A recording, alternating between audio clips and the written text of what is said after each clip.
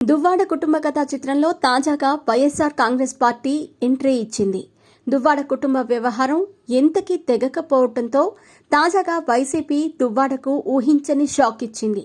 Tekkali YCP incharge Duvvada శ్రీనివాస్పై చర్యలకు ఉపక్రమించిన YS Jaganmohan Reddy Duvvada శ్రీనివాస్పై సంచలన నిర్ణయం తీసుకున్నారు. టెక్కలి వైసీపీ ఇన్ఛార్జ్గా దువ్వాడ శ్రీనివాస్ను తప్పిస్తూ వైసీపీ అధిష్టానం కీలక నిర్ణయం తీసుకుంది.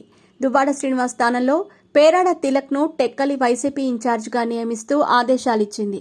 గత కొద్ది రోజులుగా దువ్వాడ శ్రీనివాస్ కుటుంబ వ్యవహారాలు, దువ్వాడ వారి ఫ్యామిలీ పంచాయతీ ఏపీ రాజకీయాల్లో హాట్ టాపిక్ గా మారింది. గత 15 రోజులుగా దువ్వాడ శ్రీను సతీమణి వాణి టెక్కలిలోని దువ్వాడ శ్రీనివాస్ ఉంటున్న కొత్త ఇంటి ముందు కూర్చొని తమను ఇంట్లోకి రానివ్వాలని ఆందోళన చేస్తున్నారు. దువ్వాడ శ్రీనివాస్ భార్యను, కూతుళ్లను ఇంట్లోకి రానిచ్చేది లేదని తేల్చి చెప్పేశారు. కోర్టుకు కూడా వెళ్లారు. ఇదిలా ఉంటే వివాహేతర సంబంధం పెట్టుకుని తమని నిర్లక్ష్యం చేస్తున్నారని వాణి చేసిన ఆరోపణలతో బయటకు వచ్చిన వైసీపీ కార్యకర్త దివ్యల మాధురి తాను దువ్వాడ శ్రీనివాస్తోనే ఉంటానని తేల్చి చెప్పారు.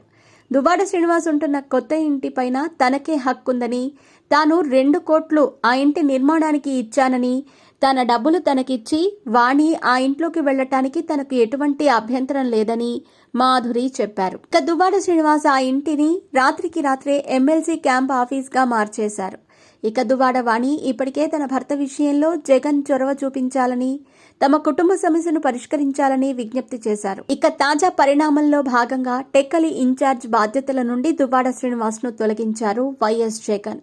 కుటుంబ కలహాల నేపథ్యంలోనే ఎమ్మెల్సీ దువ్వాడ శ్రీనివాస్పై వైసీపీ అధిష్టానం చర్యలకు ఉపక్రమించింది.